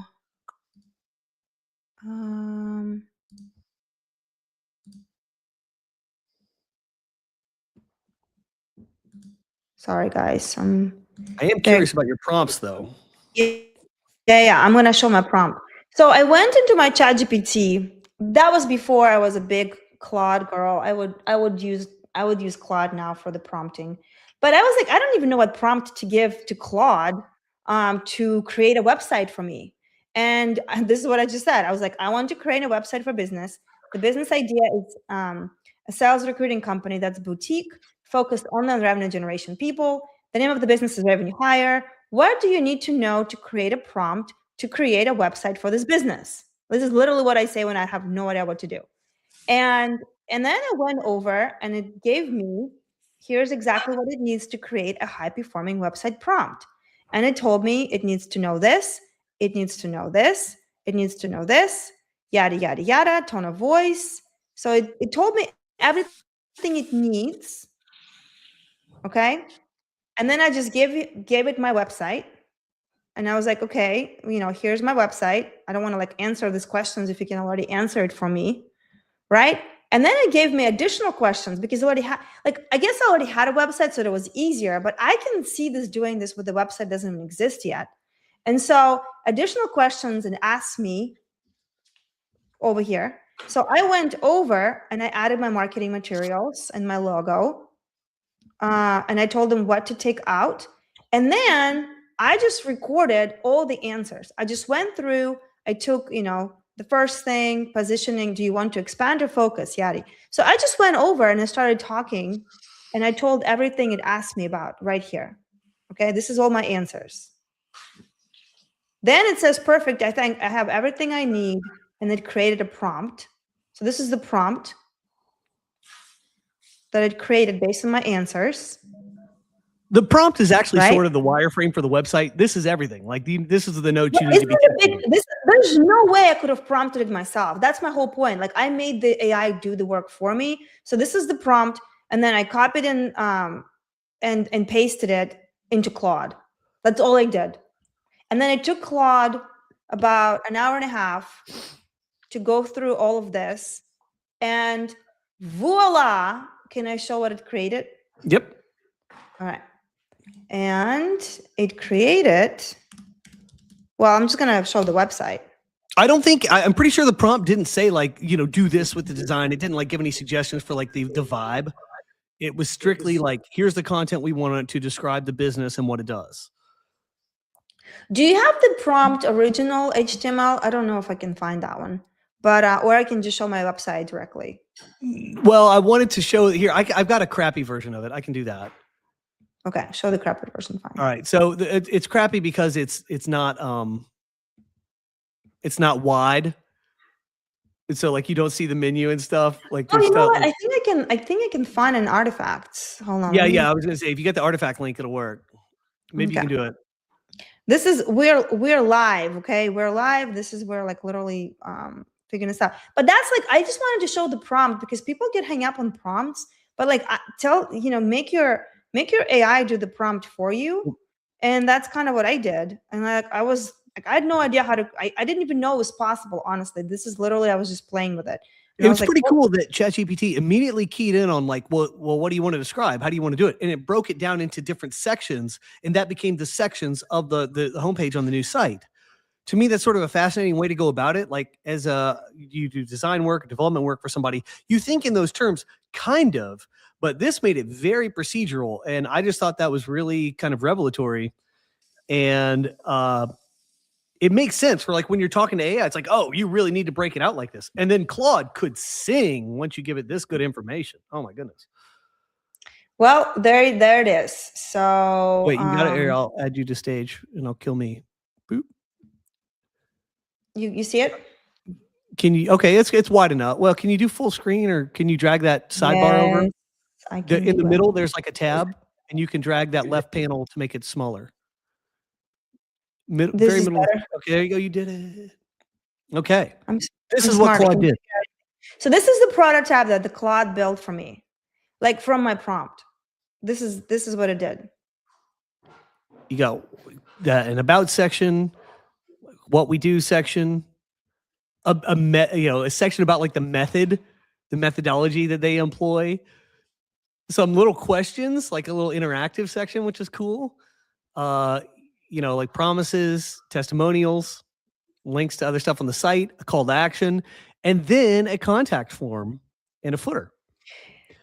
Well, and also Claude gave me this cool little AI kind of powered, intelligence to use. So, which is very delightful. That's kind of that wow factor that I was talking about. And literally, I saw this and I was like, I wanted, and I was like, Chris, how do you get this prototype into PageMotor? Because I want this site. This was like it saved me all that work about the copy and all that things that I didn't have to work with. And Chris now had a mission. So do you want to take it away from there? Well, yeah. How do you get that? Oh, it's easy. I just have to completely modify PageMotor to make it easy to add this kind of thing in and reproduce it. So reality here is that I could take what Claude gave. Claude, yeah, I'm not going to show the HTML here. It's a very clean HTML source. It's super clean HTML source. The CSS is broken out into one style tag. You just copy all that and paste it onto the site to reproduce it. Super nice. It had a very limited amount of JavaScript to run the forms and stuff that she showed you, that little AI powered section, and also the contact form. Nothing major at all. Really simple, like the simplest way to do what is done here. Like Claude keyed in on that. I thought it was so good. By contrast, Gemini was super complicated to do similar things on the site. Super complicated. Dependencies on dependencies, like not the way to do it. Claude, though, absolutely nailed it. So my challenge was, okay, there's this cool website prototype, but Olga can either have a static website running these files, and she can't like go in and control the content. She'd have to like literally go change the code of the files to do it, or just have Claude regenerate it somehow. And that takes like an hour at a time. And it would get worse if you're adding more content. It's a larger context window. So she can either have that reality, which kind of stinks, or the design needs to be translated into a real world system you can use, such as WordPress. But WordPress totally sucks and is slow and is just awful and is the past. So we'd like to have that in PageMotor, which is a full content management system. She can go in, edit the content, make simple changes, do stuff intuitively as you would with WordPress. You would like go change a page or something like that. That's pretty easy to do. She can also have user management. She can log into the back end of her site, do whatever she needs to do, expand in the future, e-com, whatever. She can do stuff like that. So we got to put that into PageMotor. How the heck are we going to do that? PageMotor has an editor where you can go in to your theme, and theoretically you could go in and create a whole HTML layout using these things called containers and boxes. That's what I did originally, but I was like, man, what sucks about this is I could do that here, but I could not teach others. I could tell others, and a few like advanced people be able to do it. That's great.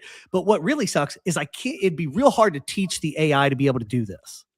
It's not about me doing this or you doing this. It's about an AI doing this in the future. I don't want to have to do any work. I want to go to Claude, have it generate the design and say, okay, bro, give me the data I need to make this on my website right away. Or just do it. One of those two things. That's what needs to happen. So the training data necessary to do it under the old format with PageMotor was going to be too much. I was like, well, that's a non-starter. I got to build a new thing to make it so that these HTML structures can be broken down into their constituent parts, and I can tell the AI and be real straightforward. Like, if you see this, now you're going to do this kind of data. So that is when blocks were born.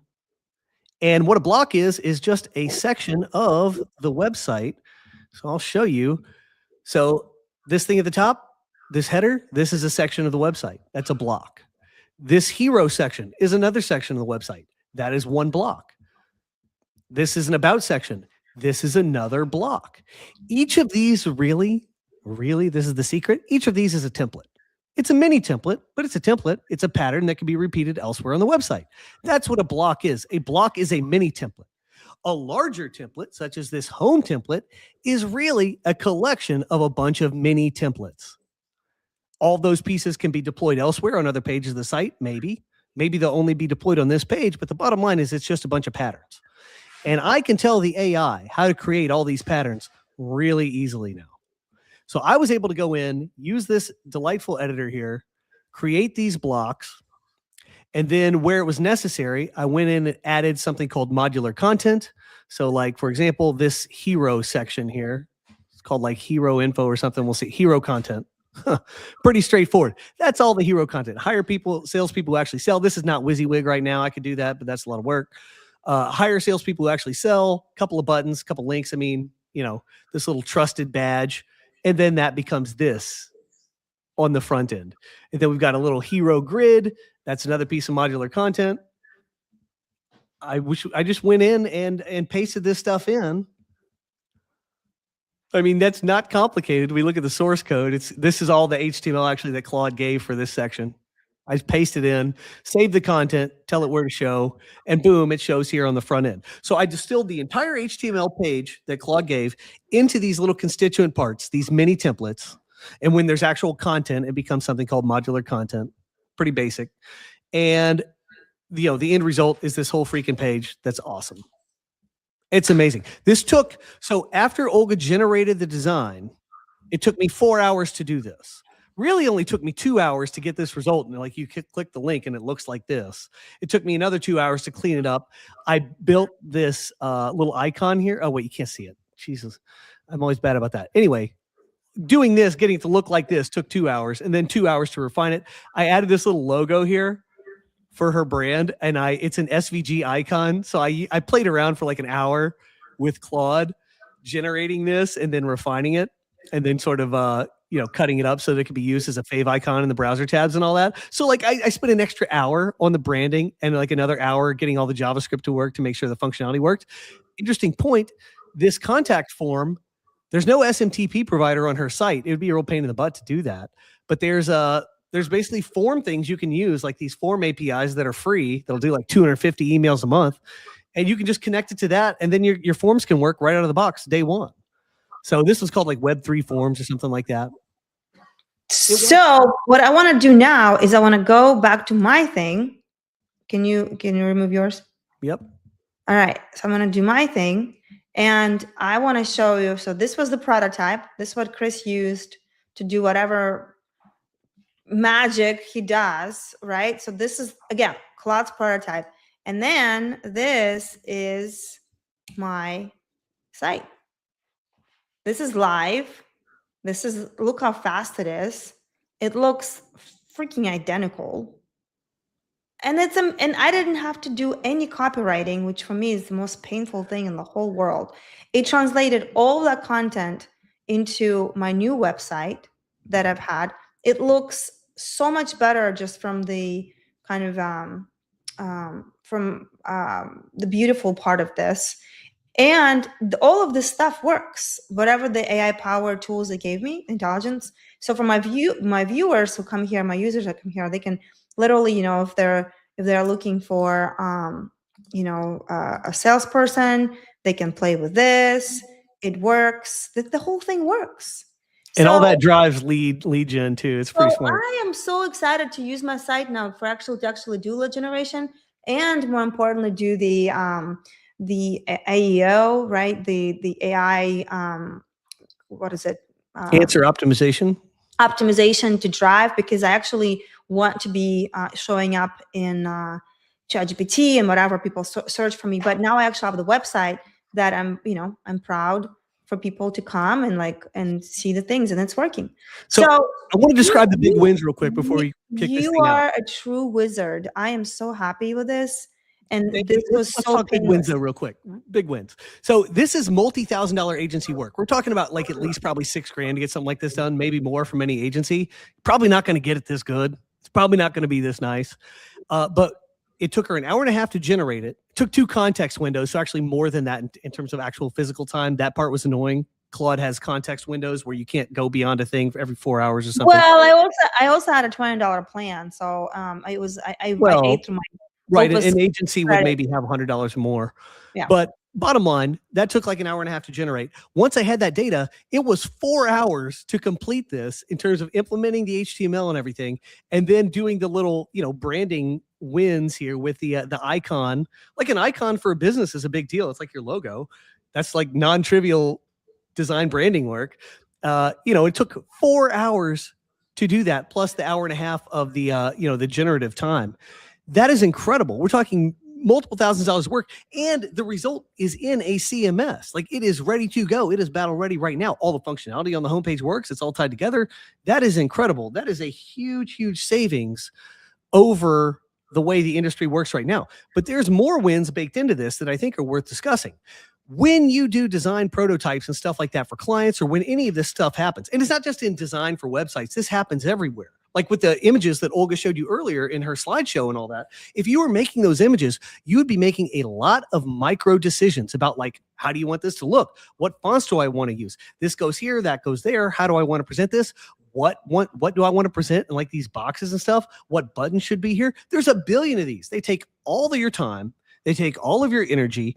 Like, that sucks. And it's not really like that great of work. Like, oh, I got this great idea for presenting this. Yeah, okay, well, how much time did it cost? Probably not worth it. Like, however great you feel about the result, it probably wasn't worth it. Olga made this great point earlier today. She's like, I don't want to think about all those little decisions. I want to look at something and see how much I like it. And I can keep the stuff I like and just throw away the stuff I don't. That is such a more efficient process. And Claude is so good at this. Like, it wears different hats. It can be this kind of designer. It can be that kind of designer. It can show you a lot of different looks that, could be good. If you're an agency and you've got a high profile client or something, you could do this 3 or 4 times and it wouldn't take up that much company time. If it takes 2 weeks to deliver a final result and you got to show these people 4 different design mock-ups with all these different design conceits, that is super high value stuff. I never even heard of stuff like this. Listen, if I had any more extra time, I would open the agency right now and start selling, this kind of work and website, prototype them, showing people 3 or 4 different prototypes and then learning how to get into PageMotor. But I already have my hands full. These little things, these decisions, and it all works responsibly. These are big design decisions. This takes time. This takes care. Claude took all that away. Why would I ever do this again? You guys need to understand this. I'm a woman. To please me with the design, I remember my first website, I had to go back and forth with the designer forever. And that's why I hated that pain so much, because I was like, that was so painful. It took me months to actually create some website that I liked back in the day before I transitioned into Focus. And then with this, it was so easy. And then Chris obviously made it look super easy as well. So let's talk future though, real quick. So hold on. Can I see what Ken said? Claude did a great job on the design and bringing that straight into PageMotor, AI for rapid creation, PageMotor for real structure and longevity.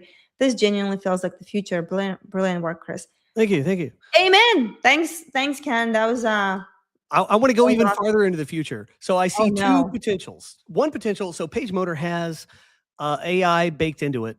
And I'm going to share the tab. It's got Architect AI built into the backend. You can say, hey, build me a plugin, build me a design, build me a theme, do whatever. The problem is you need to go to Claude to generate that mock-up. If you did this here in Architect AI, it wouldn't show you the result that Olga showed you earlier that Claude gave her. It doesn't have all the window and everything to do all that. That's all Claude's big tech. That's their proprietary stuff. So you wouldn't be able to see that. Now you could do it in this prompt window, and it could generate that and give PageMotor all the data, and PageMotor could build your design, and it could be a 1-step process. But you would be like opening presents at Christmas. You don't know what you're going to get. You might like it, you might not. That'd be one way to look at it. That's doable. I think people want to see what they're getting before they get it, though. They want to look at it and say, I like this, I don't. Maybe change this, maybe don't, and then transition it over. If that's going to be the case, I still think operating in Claude first is preferable. If that is the real workflow, then Claude is going to need a way to say, okay, I know that they want this for PageMotor. Boom, here's a data file you can just go import right now into PageMotor. Once you import it, click go, your design now becomes this. Now that's like a public GPT. You said that Claude has downloadable skills, so maybe I'll be able to make that for now and give everybody something, I can share that with everybody and they can use it themselves. Not the most optimal system, but I think, Claude, Anthropic, if you're listening, knock, knock, knock, something like this would be really, really beneficial. We need a way to share skills for these types of outcomes. If I'm using these 2 things together, Claude plus this, I want a way to connect that through the Claude interface and not just through, ideally, well, not ideally necessarily, but I think ultimately this AI interface in PageMotor could become obsolete because you could just tell Claude, and Claude has all the information, needs all the context. You don't have to refeed it and eat up your tokens. It really most efficiently probably needs to all live in Claude. It all needs to know, sort of in the way that MCP works, but a little different, I think. But it's so fun to see PageMotor becoming the real world translator of how to prototype something and how to actually make it the reality. So that's I'm totally sold on the process. I mean, this process, as I have exhibited it, is way preferable to anything else that exists. It's way ahead. But it can be 1-click simple. I mean, it can be done. And you could be testing a bunch of outcomes in a single day. Yeah. Anyway, so I will be playing with the site. I will be sharing more kind of what am I creating with that. But this is, what is it? This is the second site so far. Well, this is the first site. This is first full on done deal. Prototype into the reality. And so we will be, I'm building a different company right now, and I'm going to be using Claude Prototype to build that site and then PageMotor to ship it. And I'm just so happy to get away from WordPress. My site is not on WordPress anymore. It's on PageMotor. It feels super fast and it's lovely and amazing. and works with AI without any kind of plugins or anything. It's super fast. It really is great. I did use Right. AI to build that too a little bit. I had to do a plugin for a font. I had to do a Yeah. couple other plugins to deliver the forms and stuff because the information was getting stripped out. So I did use a little bit of that, but All it right. was easy. Bottom line, it was super easy. So that great work. We're going to be keep sharing the practical application of that. PageMotor is becoming an incredible tool. And to wrap this up, one takeaway from today, right quick, very fast, because we're like way over time. I know we're so over. My B. Look like, you know, the what's really going to happen in 2026 is tools connecting the dots, like what you just saw. It's Yeah. not really about what the AI models can do. It's about how they share their data with something that actually does something you need. And how do you build a product that a user can be using ASAP? Like I can use my website right now. I can start using it with AI, you know, like for whatever thing. It's already built for, it's fast. It's incredible. I have the real thing. It's not just some kind of like, what do I do with my prototype? How do I use it? So it's there right now and I love it. Well, you didn't have to make any concessions either. It's not like, oh, well, I accepted a static website because it was easy and I got what I wanted. No, No, exactly. you got the whole thing. You got everything you wanted. Yeah. Well, anyway, so thanks for being here. Great show today. Thanks for all the comments. You brought the heat. I love it. And let us know if we need to do more of this, more of that, less of that. You know, I'm open to that. But thanks for being here, and we will see you next Friday. Later, guys. Thanks for being here. Bye. See ya.